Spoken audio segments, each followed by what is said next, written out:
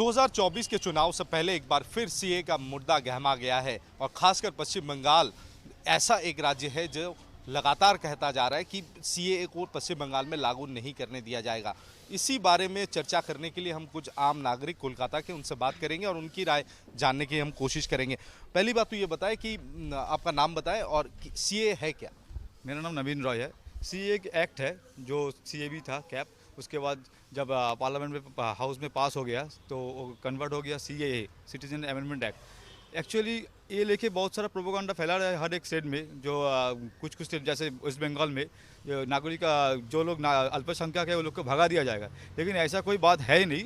जो लोग पाकिस्तान, बांग्लादेश और अफगानिस्तान से अल्पसंख्यक जो लोग हैं निपीड़ित होकर रहना चाहते हैं, इंडिया में आए हैं, वो लोग को नागरिकता देने की बात कर रहा है। कोई किसी छीनने के लिए कुछ नहीं कह रहा है, लेकिन बंगाल में या कुछ स्टेट में बोला जा रहा है किसी को भगाने के लिए, लेकिन ऐसा कोई बात है ही नहीं। आपको क्या लगता है सीए लागू होना चाहिए? हाँ, होना चाहिए, ज़रूर होना चाहिए। लेकिन पश्चिम बंगाल में तृणमूल कांग्रेस कह रही है कि सीए लागू होने की वजह से काफ़ी अल्पसंख्यक लोग जो है, माइनॉरिटी है, उनको देश के से बाहर निकाल दिया जाए। नहीं, वो कोई बात नहीं है। जो माइनॉरिटी सेल है उसको लागू होने से उसका अच्छा ही होगा, कोई बुरा ही नहीं होगा। जो सीए होने से वो नागरिकत्व मिल जाएगा, इधर रहना होगा, वोटर कार्ड, आधार कार्ड सब मिल जाएगा, इसलिए सीए होने से अच्छा होगा। सीए का पहल कैसा लग रहा है कि सीए होना चाहिए? जरूर। ये मैंने as a senior citizens I would say that it is very much necessary in this state and other states also, because we have a report that there is a infiltrations are always going on in our border states. So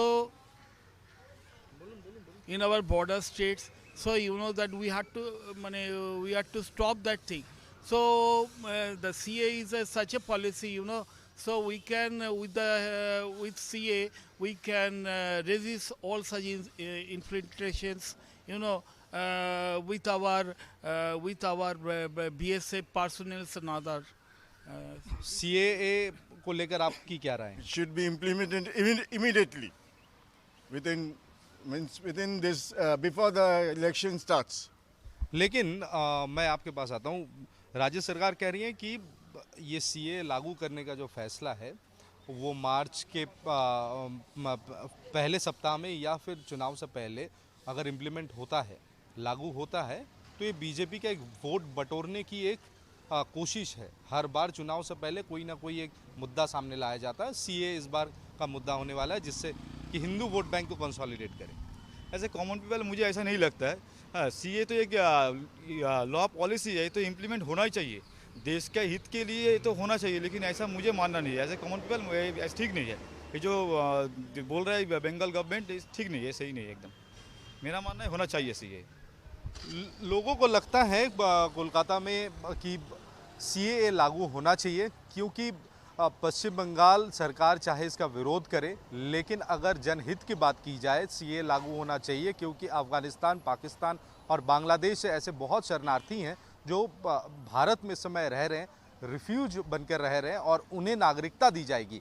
लेकिन अब देखना ये होगा, तृणमूल सरकार लगातार इस CA को लागू करने को लेकर विरोध कर रहे हैं। अब देखना ये होगा कि किस तरीके से पश्चिम बंगाल सरकार सीए अगर लागू होता है तो उससे किस तरीके से वो डील करेगी, क्योंकि 2019 में हमने देखा था कि भयंकर तरीके से वायलेंस हुआ था, काफ़ी जगहों पर तोड़फोड़ की गई थी, सरकारी संपत्तियों को नष्ट किया गया था और केंद्र सरकार का रवैया काफ़ी ज़्यादा सख्त था उस समय।